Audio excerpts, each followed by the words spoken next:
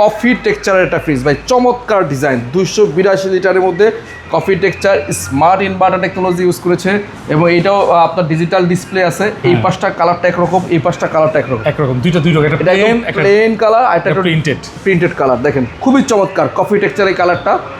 হ্যাঁ, উপরে হচ্ছে 282 না ভাই, 282 লিটার, বাট সাইজ কিন্তু দেখলে মনে হবে অন্য ফ্রিজে 300 লিটারের সমান।